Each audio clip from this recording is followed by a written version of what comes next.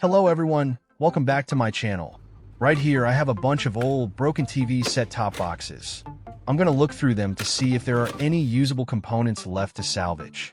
I've selected one old receiver to modify into a makeshift antenna.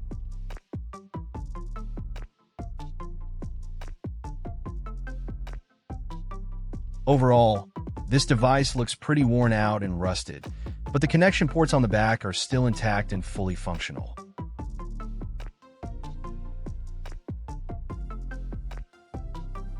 Next, I plug a USB charging cable into the matching port on the back of the receiver.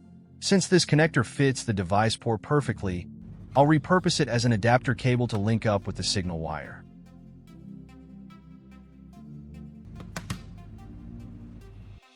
Moving on to the next step, I strip back a section of the outer insulation on the USB cable to expose two small wires inside.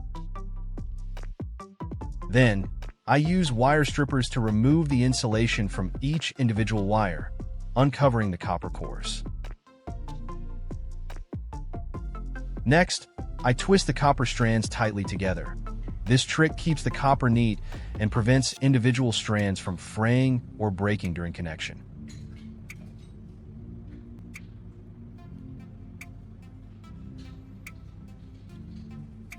Next, I'll use a section of coaxial cable to transmit the signal from the antenna to the TV. First, I strip off the black outer insulation at the end of the cable to expose the braided shielding wire inside.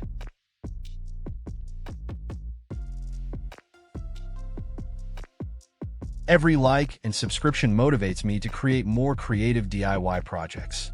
Thank you so much for your support. Then, I gather all these shielding strands and twist them neatly into a single separate bundle.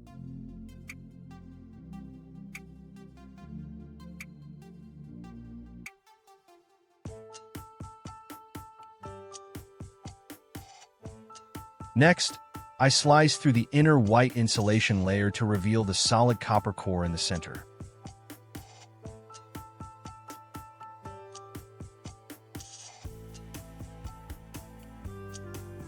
Now, it's time to connect the wires. I twist the red wire from the USB cable tightly around the copper core of the signal cable, wrapping it multiple times to create a solid joint for smooth signal transmission.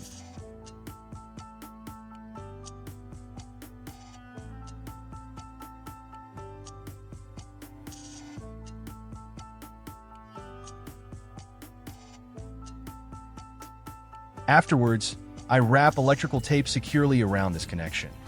Insulating this splice is crucial to prevent short circuits between the copper core and the shielding mesh, while also protecting the exposed copper from oxidation.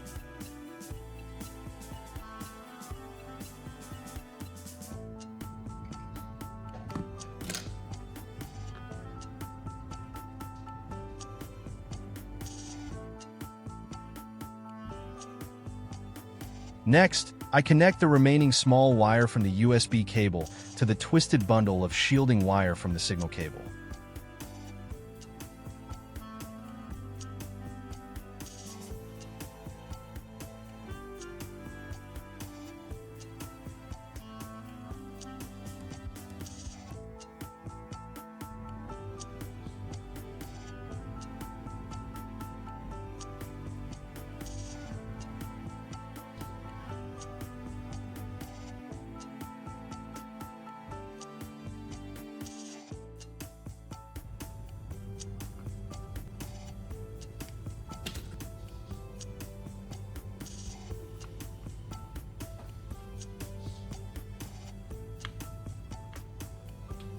Finally, I wrap another layer of electrical tape around the entire splice section.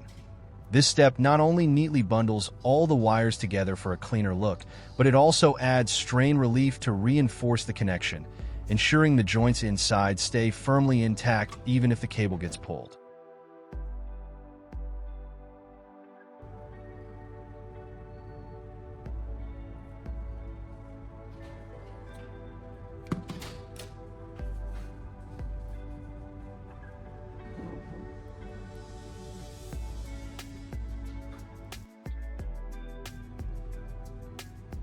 After finishing the connections between the two cables, I plugged the USB charging cable head right into the matching port on the back of the TV receiver to complete the assembly.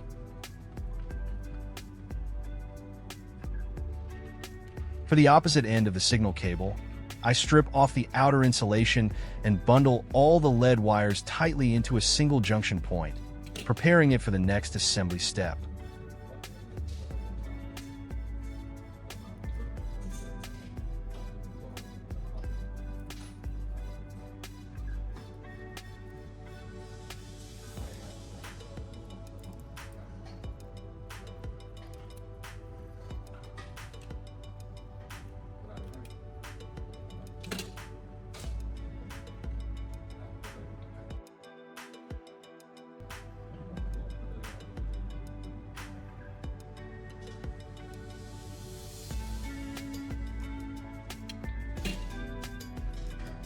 Next, I install a standard TV RF connector onto this end. I insert the copper core and the shielding mesh into their respective contact points inside the connector. Then hand tighten the threaded cap securely to clamp the wires in place. Using a dedicated TV plug ensures a stable signal transmission with minimal interference, while allowing you to conveniently plug the cable directly into the RF antenna port on the back of the TV without any messy manual wiring. With that, the homemade antenna made from an old Wi-Fi modem is finally complete. Now, I'm going to test it in real-world conditions to see how effective it really is. First, I'll switch to a TV channel to check the signal reception without connecting the antenna.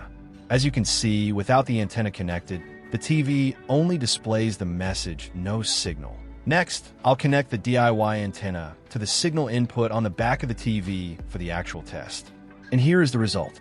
Almost immediately after connecting the antenna, the TV channels begin to appear. The picture is clear, the colors remain stable, and there are no continuous signal interruptions.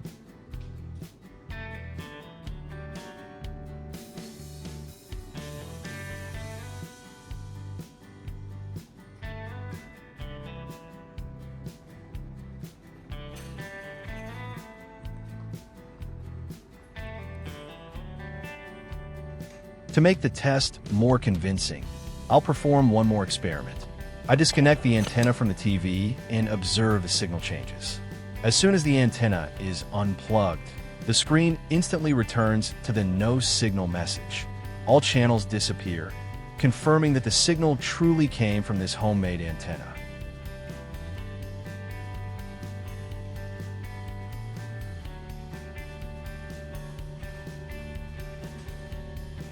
Now, I'll reconnect the antenna once again.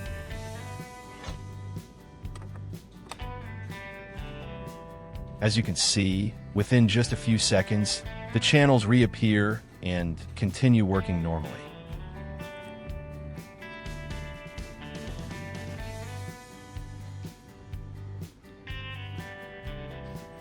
If you enjoyed this project or found it helpful, don't forget to leave a like and subscribe to the channel. Your support motivates me to continue creating more repair, recycling, and DIY projects in the future. Thank you for watching, and I'll see you again in the next video.